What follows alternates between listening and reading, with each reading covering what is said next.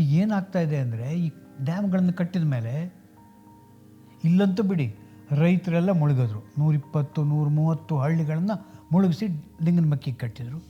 ಅವ್ರಿಗೆ ಕೆಲವರಿಗೆ ಪರಿಹಾರ ಸಿಕ್ತು, ಕೆಲವರಿಗೆ ಭೂಮಿ ಸಿಕ್ತು, ಕೆಲವರಿಗೆ ಏನೂ ಸಿಕ್ಕಲಿಲ್ಲ, ಏನೋ ಆಯಿತು. ಅಲ್ಲಿ ಅಳಿವೆ ಭಾಗದಲ್ಲಿ ಅವರಿಗೇನು ಪರಿಹಾರನೇ ಇಲ್ಲ. ಅಳಿವೆಗಳಲ್ಲಿರುವಂಥ ಜೀವಿ ವೈವಿಧ್ಯ ಕ್ರಮೇಣ ಕಮ್ಮಿ ಆಗ್ತಾ ಆಗ್ತಾ ಆಗ್ತಾ ಬಂದು ಈಗ 2-3 ವೆರೈಟಿ ಅಷ್ಟೇ, ಒಂದೇ ವೆರೈಟಿ ಅಂತಿದ್ದಾರೆ. ಕಪ್ಪೆ ಚಿಪ್ಪು ಅವ್ರಿಗೆ ಸಿಗೋದು. ಎಷ್ಟೋ ಮಂದಿ ಸಾಕಪ್ಪ ಮೀನುಗಾರಿಕೆ ಅಂತ ಬಿಟ್ಟು ಬೇರೆ ಉದ್ಯೋಗ ಹುಡ್ಕಕ್ಕೆ ಹೋಗಿದ್ದಾರೆ. ಅವ್ರಿಗೆ ಯಾವ ಪರಿಹಾರನೂ ಇಲ್ಲ.